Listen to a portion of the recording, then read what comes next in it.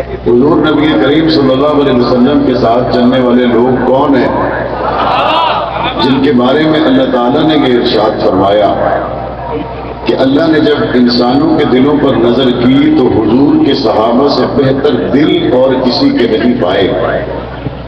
ایسے چمکتے ہوئے دلوں کے سپرد اللہ تعالیٰ نے محمد کریم صلی اللہ علیہ وسلم کو کیا۔ نگینہ مہنگا ہو، قیمتی ہو، اعلیٰ ہو تو اس کو کبھی کوئی شخص لوہے کے حلقے میں نہیں رکھتا۔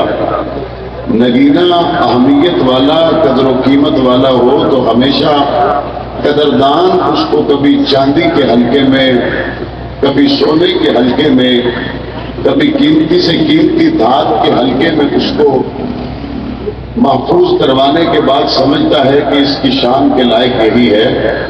حضور علیہ السلام کو اللہ تعالیٰ نے دنیا میں بھیجا تو حضور سے ارفع و اعلیٰ کوئی نہیں ہے، لیکن حضور کے لیے جن کو حلقہ محمد کریم کا اللہ نے بنایا اس حلقے کو صحابہ کرام کہتے ہیں۔ سیدنا امیر معاویہ رضی اللہ تعالیٰ عنہ حضور علیہ السلام کے وہ صحابی ہیں کہ جنہیں قرآن مجید کی وہ آیات جو حضور علیہ السلام کے قلب انور پر نازل ہوئیں لیکن حضرت ابو بکر صدیق کے زمانے میں پوری نہ ہو سکی، حضرت عمر، حضرت عثمان، حضرت علی، حضرت حسن کے زمانے میں پوری نہ ہو سکی، قرآن مجید کی وہ آیات اللہ تعالیٰ نے حضرت معاویہ رضی اللہ تعالیٰ عنہ کے زمانے میں عملی نمونہ بنا کر پورا کر دیا۔ حضور علیہ السلام جب مدینہ منورہ میں موجود ہیں تو حکومت ہے 9 لاکھ مربع میل تک، اور حضرت ابو بکر صدیق رضی اللہ تعالیٰ عنہ مدینہ منورہ میں تخت خلافت پر ہے اور حکومت ہے 11 لاکھ مربع میل پر، اور حضرت عثمان غنی رضی اللہ تعالیٰ عنہ مدینہ منورہ میں موجود ہیں تو حکومت ہے 44 لاکھ مربع میل پر۔ اور جب حضرت علی المرتضیٰ کا زمانہ آیا، اسلام دشمنوں نے مسلمانوں کو باہم دور کرنے کے لیے خوب سازشیں کی جو وقتی طور پر کام کر گئی۔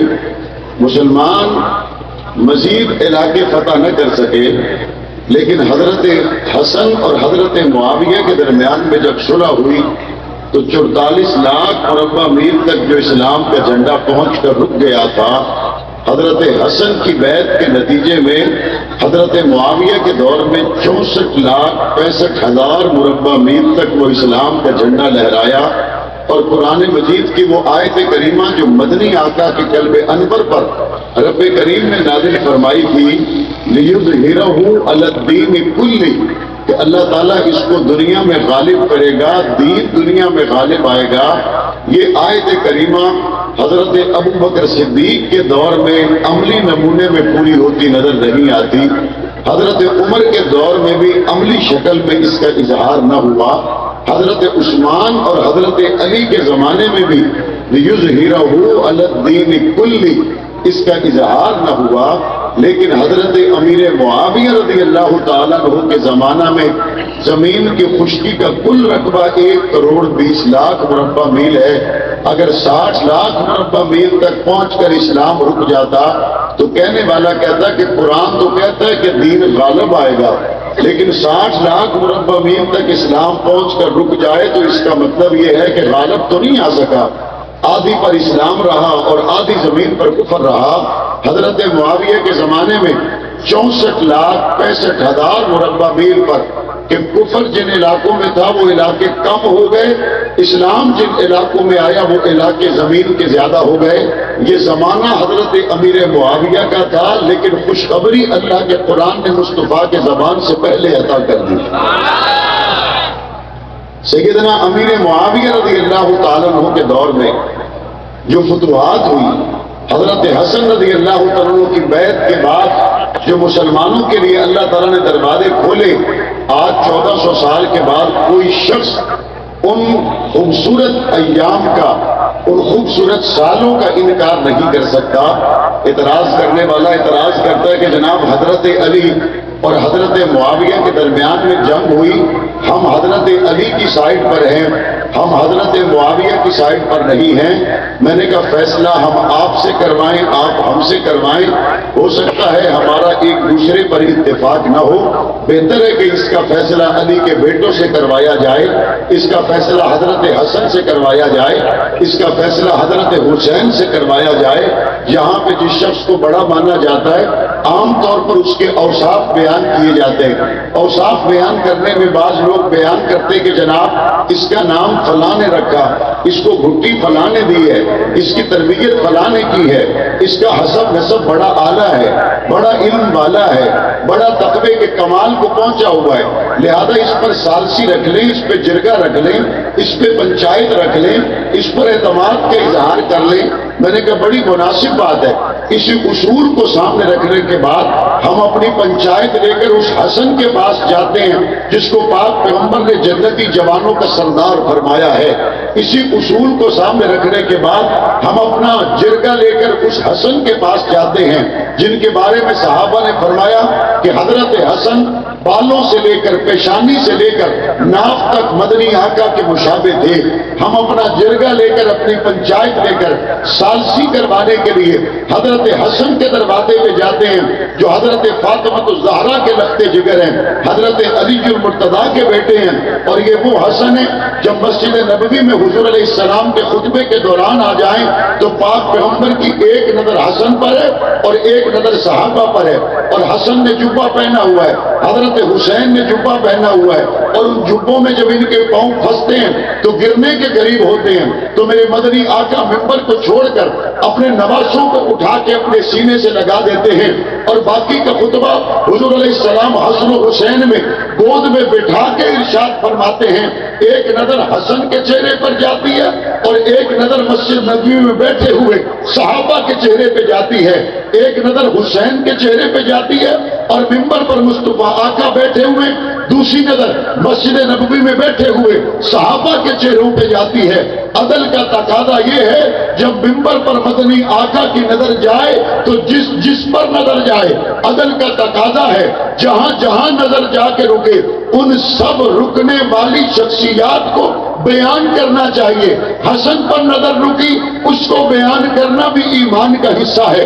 حسین پر نظر رکی, اس کو بیان کرنا بھی ایمان کا حصہ ہے. اور حسن و حسین سے نظر اتر کر دونوں کو گود میں بٹھا کر مصطفیٰ کریم کی نظر صحابہ پہ جا کے رکی, اس کو بتانا بھی ایمان کا حصہ. حضور علیہ السلام نے حسن و حسین کو گود میں بٹھایا, یہ گود میں بیٹھ گئے. پاک پیغمبر نے فرمایا میرا یہ بیٹا حسن سردار ہے. اب جب حضور نے فرما دیا یہ سردار ہے تو یہ ہو نہیں سکتا حسن کو سرداری نہ ملے, اور حضور نے فرمایا میرا یہ بیٹا سردار دو مسلمان گروہوں کے درمیان میں صلح کروائے گا. اب صلح تو تب ہوتی ہے جب اختلاف ہو جائے, صلح تو تب ہوتی ہے جب لڑائی ہو جائے, صلح کا ماحول تو تب ہوتا ہے جب پہلے سے پود پیدا ہو جائے اور بعد میں قرب کا ماحول پیدا کرنے کے لیے صلح کی اصطلاح کو استعمال کیا جاتا ہے. آؤ جرگہ لے کے حسن کے پاس چلتے, جرگہ لے کے حسین کے پاس جاتے اور ہم کہتے ہیں اے حسن و حسین, کلنگی کے لوگ موجود نہیں تھے جب حضرت عثمان کو بھوک اور پیاسا رکھا گیا, کراچی کے لوگ موجود نہیں تھے جب آپ نے حضرت عثمان کے دروازے پہ پہرا دیا. اے حسن و حسین, کراچی کے لوگ موجود نہیں تھے جب حضرت عثمان کی شہادت کے بعد حضرت علی کے ہاتھ پر بیعت کی گئی, کراچی کے لوگ موجود نہیں تھے جب جنگ صفین کا میدان سجا, کراچی کے لوگ موجود نہیں تھے جب دونوں طرف تلواریں چلی, جہاں بھی صحابہ شہید ہوئے وہاں بھی صحابہ شہید ہوئے. بتائیے نا اس ساری صورتحال کو آنکھوں سے دیکھنے والے کون تھے؟ جواب آئے گا حسن نے بھی آنکھوں سے دیکھا, حسین نے بھی آنکھوں سے دیکھا, عثمان کی پیاس کو بھی آنکھوں سے دیکھا, علی کی بیعت کو بھی آنکھوں سے دیکھا, علی اور معاویہ کی جنگ صفین کو بھی آنکھوں سے دیکھا, شہادتوں کو بھی آنکھوں سے دیکھا, جنازوں کو بھی آنکھوں سے دیکھا. جنگ کے بادل چھٹ جانے کے بعد چشمدید گواہوں نے فیصلہ کیا کیا؟ کوفہ کی جامع مسجد میں معاویہ کو بلایا, ابا علی کے منبر پہ بٹھایا اور بٹھانے کے بعد کوفہ کے سارے لوگوں کو جمع کر کے حسن و حسین نے معاویہ کے ہاتھ پر بیعت کر کے بتا دیا ابا علی بھی سچے ہیں، چچا معاویہ بھی سچے ہیں، لڑانے والے سوائی ہیں، علی معاویہ بھائی بھائی۔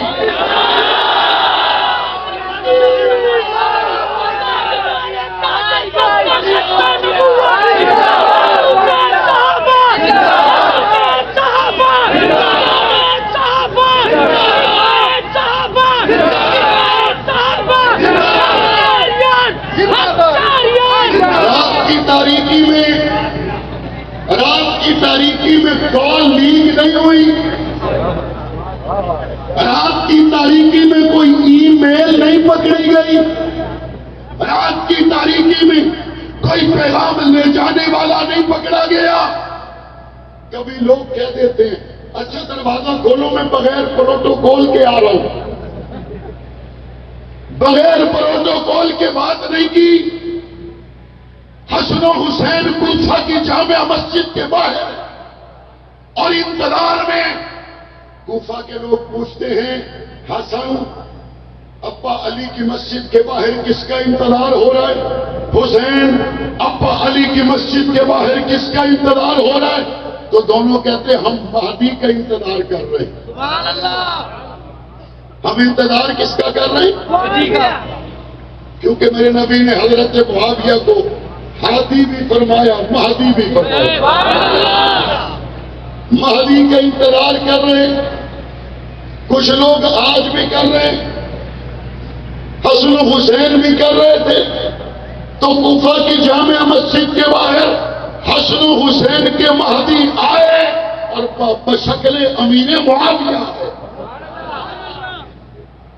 انتظار کیا جا رہا ہے، دن دہاڑے انتظار کیا جا رہا ہے حضرت معاویہ کا۔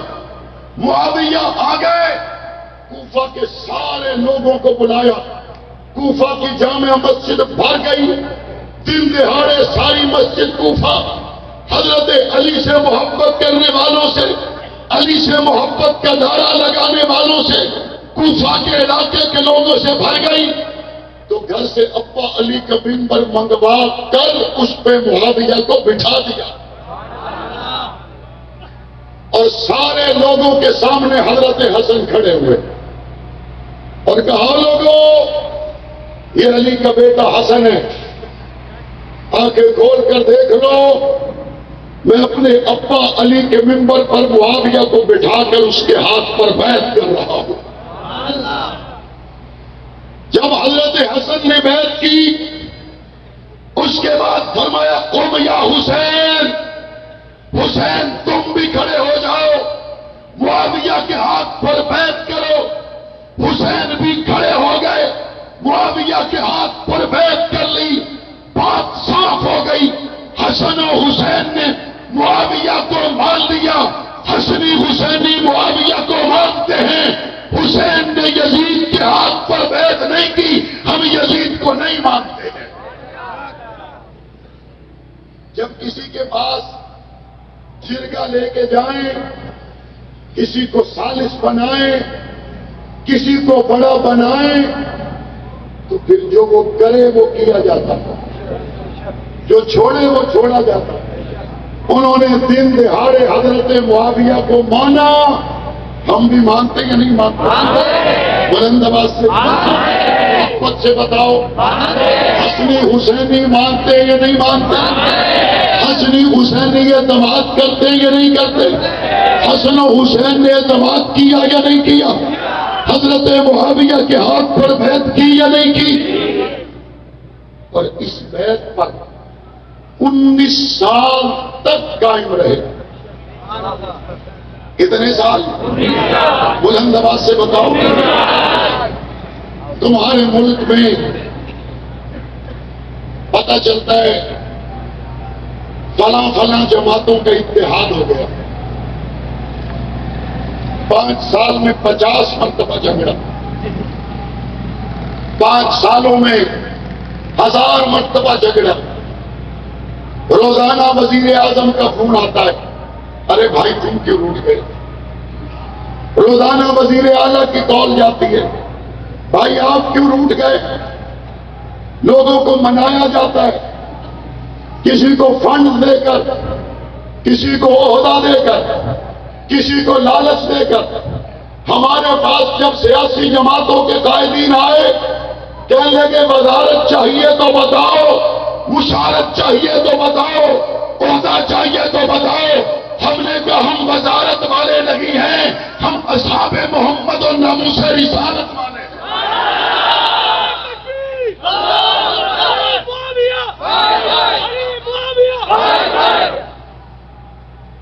بعض دوستوں نے کہا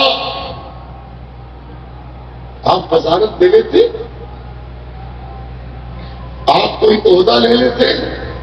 میں نے کہا یہ بیچارے وہ لیتے ہیں جن کو جانتا کوئی نہیں، یہ وہ لیتے ہیں جن کو پہچانتا کوئی نہیں. ان کو یہ پتہ نہیں ہے دنیا کے وزیروں کو، دنیا کے مشیروں کو، حبشے کے کالے بلال کے غلامی میں اللہ نے جو عزت رکھی ہے، بادشاہتیں اس کے در کی ٹھوکر.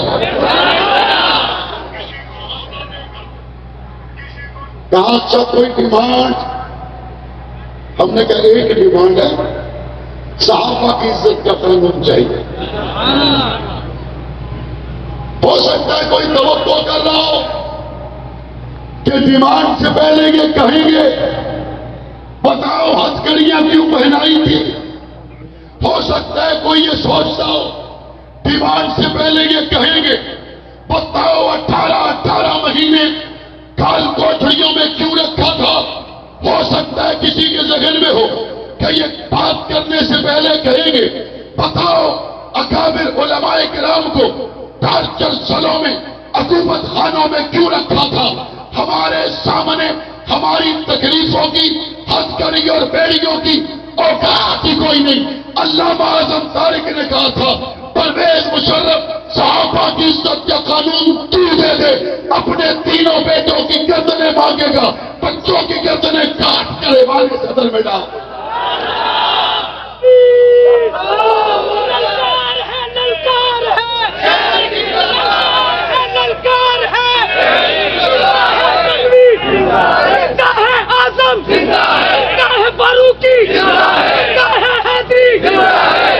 مکہ کے چوک میں میرے مصطفیٰ مدنی کے صحابی کو تشدد سے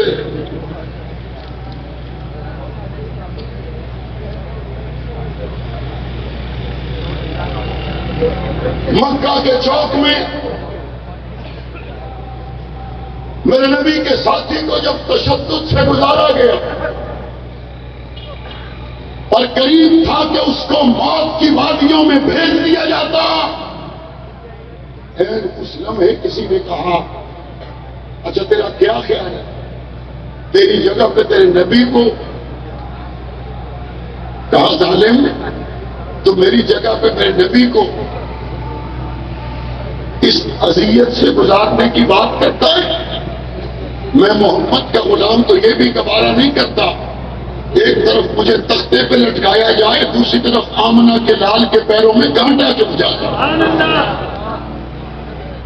ہماری یتیمیوں کی کوئی بات نہیں ہے، ہماری کال کوٹھڑیوں کی کوئی بات نہیں ہے، ہم نے جو کندھوں پہ جنازے اٹھائے ان کی کوئی بات نہیں ہے. بات ہے تو گنبد خضرا کی بات ہے تو ابو بکر صدیق کی بات ہے. مجھے اندازہ ہے ملک کے معاشی حالات کا مناسب ہے، مجھے اندازہ ہے ملک کے سیاسی حالات اس انتہا پر پہنچ چکے کہ جہاں سے ظاہری طور پر واپسی کا کوئی راستہ نہیں ہے.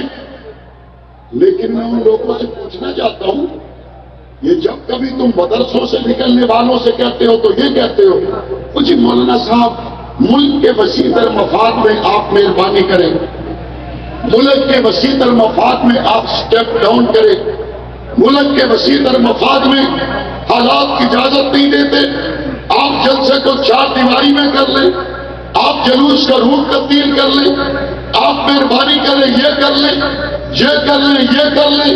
یہ داڑھی پگڑی والے، یہ مدرسے والے، یہ مسجد والے آج تک ملک کے وسیع تر مفاد میں ہمیشہ ملک کے مفاد کو پہلے نمبر پر رکھا، اپنی بات کو دوسرے نمبر پر رکھا. لیکن آج میں پوچھنا چاہتا ہوں ملک کے وسیع تر مفاد میں پیپلز پارٹی اسٹیپ ڈاؤن کیوں نہیں کرتی؟ مسلم لیگ اسٹیپ ڈاؤن کیوں نہیں کرتی؟ تحریک انصاف ایک قدم پیچھے کیوں نہیں آتی؟ یہ سیاسی فرقہ واریت نے آج میرے ملک کو اس چوراہے پہ لا کے کھڑا کر دیا ہے کہ اگر خدا نہ خواستہ ملک دیوالیہ ہونے کے قریب تر پہنچ چکا ہے، ہم اس بات کو واضح کرنا چاہتے اس ملک میں سیاسی فرقہ واریت پھیلانے والوں نے جو میرے ملک کا حشر کیا ہے، انشاءاللہ وقت آنے پر ہم سیاسی طور پر ان جماعتوں کا جواب دے کر بتائیں۔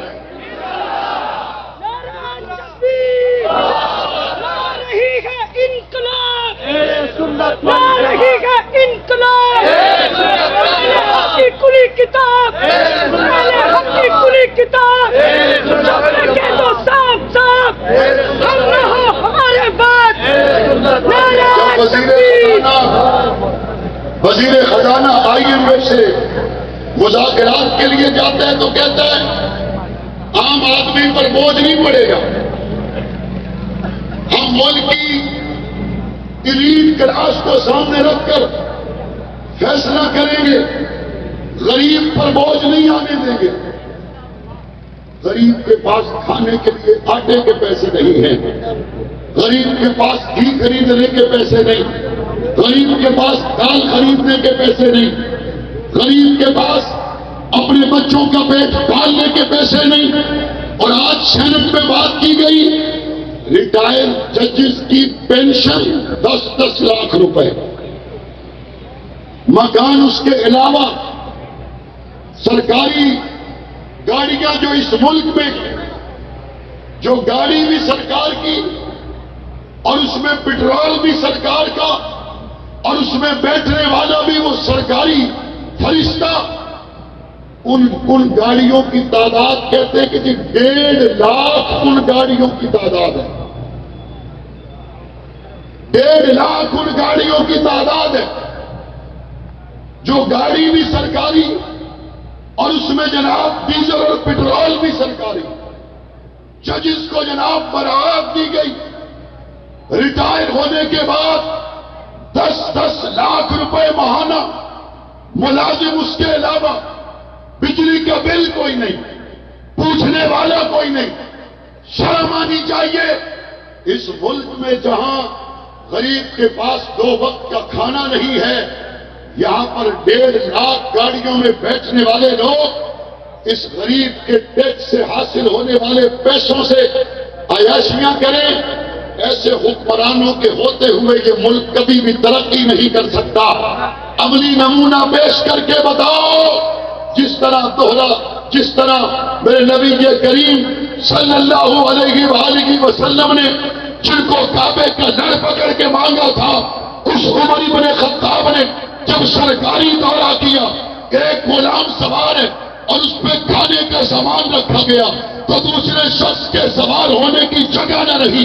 ایک سواری پر 22 لاکھ مربع میل کا بادشاہ سوار ہوتا ہے، غلام پیدل چلتا ہے، پھر غلام سوار ہوتا ہے، آقا پیدل چلتے ہیں۔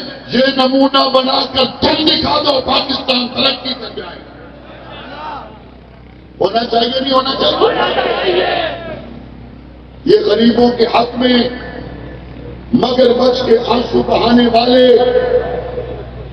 یہ ہمیں بتانا پسند کریں گے کہ یہ غریبوں کے ٹیکس کو اپنی ماں کا دودھ سمجھ کر اور مال مفت سمجھ کر اور مال غنیمت سمجھ کر جن شاہ خرچیوں میں اڑا رہے ہیں، ایک کا حق کھاؤ گے قیامت میں ایک گریبان پکڑے گا۔ یہ غریب کے ٹیکس کا پیسہ جو تمہاری شاہ خرچیوں میں استعمال ہوتا ہے، قیامت کے دن یہ مزدوری کرنے والا بھی تمہارا گریبان پکڑے گا، یہ رکشہ چلانے والا بھی تمہارا گریبان پکڑے گا، یہ ٹیکسی چلانے والا تمہارا گریبان پکڑے گا، وہ کدال چلانے والا تمہارا گریبان پکڑے گا۔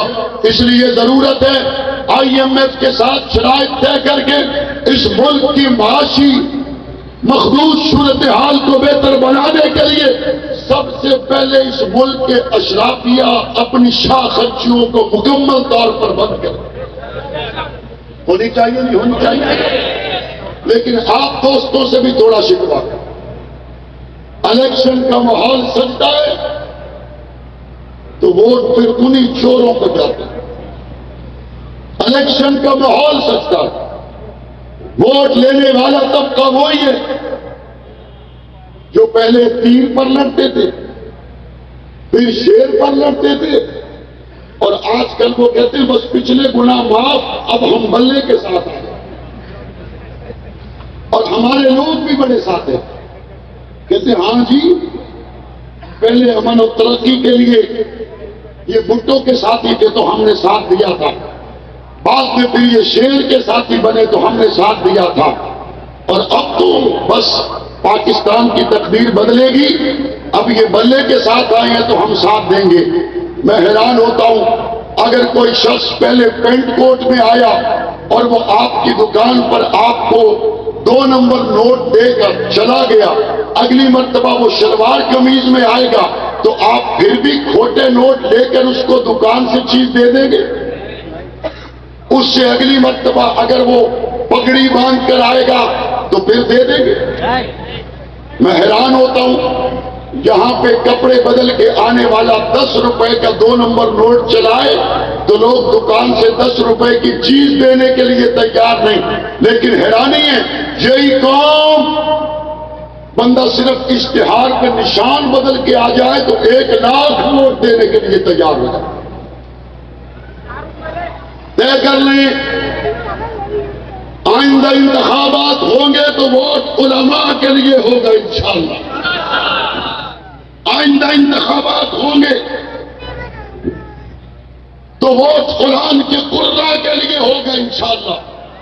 اور میں نے اپنے جنگ کے لوگوں سے کہا، میں آپ سے بھی کہتا ہوں وہ ووٹ اس کو دو جس کا رہنا آپ کے رہنے جیسا ہو، ووٹ اس کو دو جس کے بچوں کا سکول وہی ہو جو آپ کے بچوں کا سکول ہے، ووٹ اس کو دو جو بیمار ہونے پر اسی ہسپتال سے علاج کرواتا ہے جہاں سے آپ کا علاج ہوتا ہے، ووٹ اس کو دو جس کا رہنا سہنا چلنا پھرنا آپ کی طرح ہے، جس بندے نے ساری زندگی لوڈ شیڈنگ نہیں دیکھی، جس کے بچے آپ کے بچوں کے ساتھ سکول میں نہیں پڑھتے، جو بیمار ہو جائے تو وہ علاج کے لیے کراچی کے اس ہسپتال میں جاتا ہے جہاں پہ غریب آدمی کا داخلہ ممکن نہیں، یا دوسرے ملک چلا جاتا ہے۔ ایسے لوگ آپ کے ہسپتالوں کے لیے کوئی کام کر سکیں گے؟ سکولوں کے لیے کر سکیں گے؟ آپ کہتے ہیں ہم چاہتے ہیں لوڈ شیڈنگ ختم ہو جائے، ووٹ اس کو دیا جس کے گھر میں 2-2 3-3 4-4 جنریٹر رکھے ہوئے، اس کو پتہ ہی نہیں لوڈ شیڈنگ ہوتی کیا ہے۔ اپنے جیسے لوگوں کو منتخب کرو گے؟ ہاتھ کھڑا کر کے بتاؤ، اپنے جیسے لوگوں کو ووٹ دو گے؟ اورنگزیب فاروقی جیسے لوگوں کو ووٹ دو گے؟ تاج محمد حنفی جیسے لوگوں کو ووٹ دو گے؟ رب نواز حنفی جیسے لوگوں کو ووٹ دو گے؟ عرض یہ کر رہا تھا کہ ہمارے ملک میں سیاسی اتحاد بنتے بھی ہیں اور ٹوٹ بھی جاتے ہیں۔ حضرت حسن نے بیعت کی تو بیعت کتنے سال تک چلی؟ کتنے سال چلی؟ بلند آواز سے، بلند آواز سے۔ درمیان میں کوئی اختلاف ہوا؟ درمیان میں کوئی دوری ہوئی؟ ایک طبقہ کہتا ہے جی حضرت معاویہ کے دور میں ممبروں سے حضرت علی کو گالیاں نکالی جاتی تھی۔ کراچی والوں میں آپ سے پوچھتا ہوں، آپ کی مسجد میں اگر کوئی حضرت علی کو گالی دے دوبارہ اس کو مصلی پہ آنے دیتے ہو؟ کوئی حضرت علی کو گالی دے اس کو ممبر پہ دوبارہ آنے دیتے ہو؟ اگر آج 1400 سال کے بعد علی سے محبت کرنے والے اتنے غیور اور غیرت مند ہیں جو علی کو برا کہے وہ مصلی پہ نہیں آ سکتا، ممبر پہ نہیں آ سکتا، علی کے بیٹے موجود ہو اور ممبروں پہ علی کو گالی دی جائے، سچ ہو سکتا ہے؟ سچ ہو سکتا ہے؟ اور اس سے اگلی بات، صحابہ کے گستاخ کے لیے پہلے 3 سال کا قانون تھا، اب الحمدللہ قومی اسمبلی سے عمر قید کا قانون پاس ہو چکا ہے۔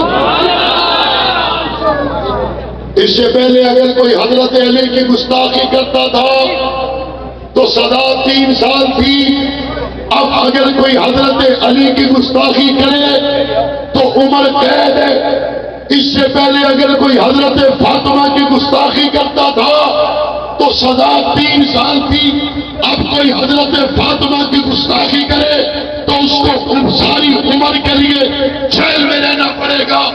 اس قانون سے کسی کو پریشانی ہو سکتی ہے؟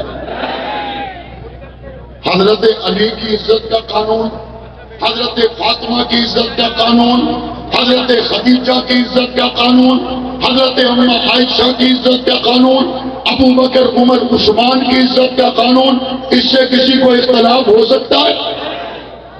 متفقہ طور پر پاس ہوا، متفقہ طور پر پاس ہوا۔ آج سے پہلے یہ بات علامہ اعظم طارق کی بات تھی، لیکن متفقہ طور پر صحابہ کی عزت کا بل پاس ہونے کے بعد اب یہ بات اکیلے اعظم طارق کی بات نہیں ہے، بلکہ سارا پاکستان اعظم طارق کے ساتھ کھڑا ہے۔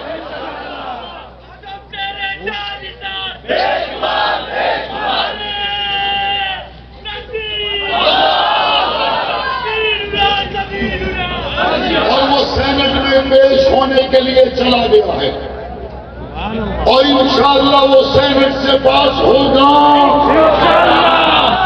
انشاءاللہ صحابہ کی عزت کا قانون، اہل بیت کی عزت کا قانون سینٹ سے پاس ہوگا۔ اگر کوئی رکاوٹ ڈالنے کی کوشش کرے گا تو ہم اس کو یہ بات واضح طور پر بتا دیں، کالے مل کر جتنی بھی رکاوٹیں ڈال لیں ابو بکر کی ایڑی سے اوپر نہیں جا سکتے۔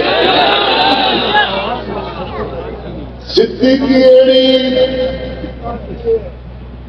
ناک کے سر پہ رکھو گے، صدیق کی ایڑی ناک کے سر پہ رکھو گے، اور انشاءاللہ